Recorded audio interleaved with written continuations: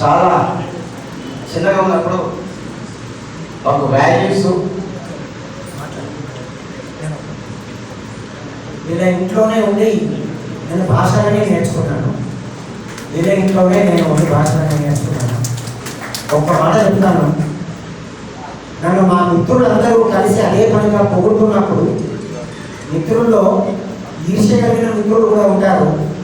ఆ మిత్రుడు ఏమన్నాడంటే, మీరు అందరూ పొగుడుతున్నారు కానీ ఆయనకి ఇంగ్లీష్ వస్తుందా అన్నాడు. నీ ఇంగ్లీష్ 3 నెలల్లో ఈక తోక పీకకపోతే భాష కాదు అని వీళ్ళ ఇంట్లో చలికాలము సుల్తానాబాద్ పోయి పెద్ద గంతి తెచ్చుకొని 2 మార్కెట్ గ్రామర్, జేబు రమణయ్య గ్రామర్, 2 గ్రామర్లు మొదటి నుంచి చివరి దాకా. నేను నా గొప్పతనం కోసం చెప్పడం లేదు, మనిషి ఎన్ని అద్భుతాలు సాధించడంలో దానికోసం చెప్తున్నాను. మొత్తం 3 నెలలు చివరికి నా వీపు మీద నరదేరింది. 3 నెలలు ఇంగ్లీష్ గ్రామర్ మొత్తం చదివాను.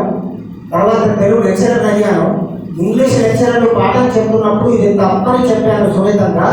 ఒప్పుకోలేదు. ఇప్పుడు లండన్లో అట్నే మాట్లాడుతున్నారు అన్నారు. అంటే నేను ఒక కోటేశ్వరరావు అనే మిత్రుడి దగ్గరికి వెళ్ళి, is it correct Koteswararao? No, it is not correct. You are correct. So you have to teach English to students. You are not Telugu teacher, you are also English teacher అన్నాడు. వేరే that type of discussions they are with me అంటే no, not is correct అన్నాడు. So అది ఇక్కడ ఉన్న lecturer కూడా అన్నాడు, ఏమన్నాడంటే మీరు ఇంగ్లీష్ చెప్తుంటే మేము ఎందుకు తీరి అన్నాడు, సరదా అన్నాడు. సో మనిషికి ఎంత శక్తి ఉంటుందో అది మా రవీంద్ర వాళ్ళ ఊళ్ళో నిరూపణ అయింది, ఇలా ఇంట్లో నిరూపణ అయింది. ఏడవబుద్ధి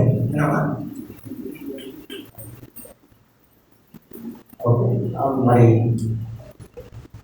ప్రతిసారి కూడా సార్ నాకు వెన్నదానిగా ఉంటూ మరి సార్ నుంచి ముఖ్యంగా పట్టుదల, శక్తి, తర్వాత ఓపిక, వాల్యూ ఎడ్యుకేషన్ అనేది మాకు బాగా చెప్పేది. వాస్తవానికి నేను ఇంజనీరింగ్ చదువుదాం అనుకున్న వాళ్ళని సార్ ద్వారా టీచర్ కావాలనుకున్నాను. ఎందుకంటే టీచర్కు అంత గొప్పతనం ఉంటుంది, టీచర్లు విద్యార్థులను మార్చే శక్తి ఉంటుంది అనేది అప్పుడు మాకు నేను 6th క్లాస్లో ఉన్నప్పుడు సార్ వచ్చారు మా దగ్గరికి.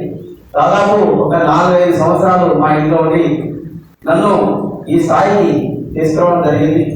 మరి ప్రతిసారి కూడా సార్ నాకు వెన్నుదన్నుగా ఉంటూ, తర్వాత సాహితీ కార్యక్రమాలకు సార్ మాకు ఆర్షిత్ గోపాల్ గారు కావచ్చు, లేకపోతే ఇంకా మిగతా వాళ్ళు కావచ్చు, సార్ ఎందుకంటే తప్పకుండా నా వంతు సహాయ సహకారాలు ఉంటాయి సాహితీ కార్యక్రమాలను తెలియజేస్తూ ఈ అవకాశం ఇచ్చిన అందరికీ కూడా అభినందన చేస్తాం.